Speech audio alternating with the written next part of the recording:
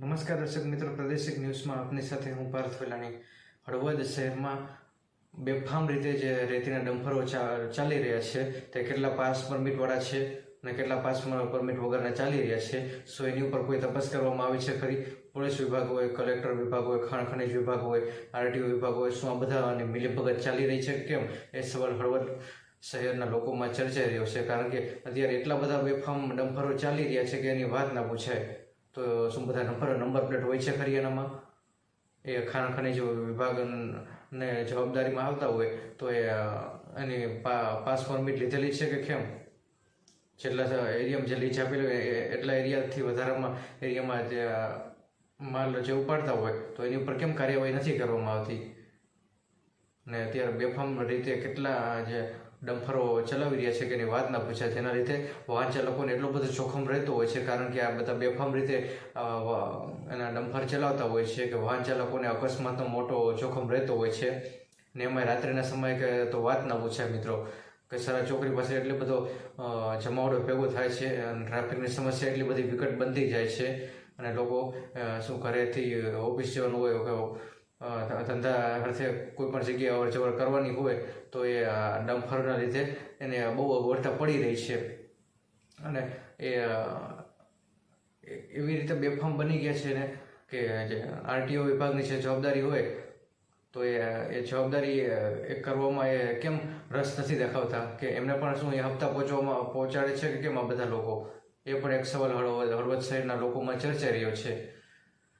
ખાસ તો જે વિદ્યાર્થી ટ્યુશન ગયા હોય કે ભણવા માટે ગયા હોય તો એ પણ પાછા આવતા હોય કે ઘરે જતા હોય તો એને પણ જે આ બધા વાહન ચાલકોને એવડો મોટો ભય રહેતો હોય છે ને સાવ જીવ પણ જઈ શકે છે એવી પરિસ્થિતિમાં છે. તો કોકનો જીવ જાય તો જવાબદારી કોની? તો આ ડમ્ફરીવાળાની કે જે આ રેતીનો ધંધો કરે છે એ બધા લોકોની કોની જવાબદારી? એ પણ એક વિષય ચર્ચાનો એક વિષય હળવદ શહેરમાં બન્યો છે મિત્રો. તો આવા બેફામ બનેલા જે રેતી ચાલકો હોય તો આ ડમ્ફરિયા વિરુદ્ધ કાર્યવાહી ક્યારે કરવામાં આવશે અને આની ઉપર અંકુશ ક્યારે આવશે એ આપણે જોવાનું રહેવું. અને હળવદ પોલીસ આની ઉપર અંકુશ લાવી શકશે કે કેમ એ આવનારા સમયમાં હવે આપણે જોવાનું એ જ રહ્યું મિત્રો. કારણ કે આ બધા તો બેફામ બની ગયા છે, આમને તો કોઈ કહેવાવાળું છે જ નહીં. ને આ તો શું ઉપર લગે એની પહોંચ હોય, અમને રાજકીય વગ હોય એટલે કોઈ આનું બગાડી શકે એમ નથી. અને ગેંગ જ એટલી મોટી છે કોઈ આનું સામે બોલી શકે એમ નથી. એટલે આ બધા લોકો બેફામ બની ગયા છે. એટલે જે મન ફાવે એમ કરવાનું, જે મજા આવે ત્યાં કાને પહોંચી જવાનું, માલ ઉપાડવાનો, વેચવાનો, તગડી કમાણી કરી લેવાનું, એ જ આ બધા લોકોનું કામ છે. તો આવા લોકો ઉપર આપણે જે વહીવટી તંત્ર આની ઉપર અંકુશ લાવવું જરૂરી છે. કારણ કે આવી રીતે સાવ આમ તો ના જ હોય ને આમ ના જ ચલાવી લેવું જોઈએ.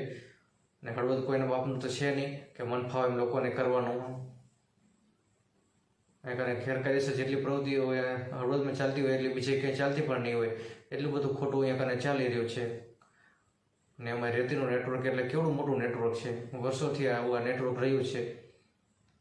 જે લોકોને આ કેટલી સમસ્યા જે છે ને એની સામે તો કોઈ જોતું નથી. જે સામાન્ય માણસો હોય કે એક્સિડન્ટ થઈ જતું હોય ડમ્ફરિયાના લીધે તો એની ઉપર જવાબદારી કોની? તો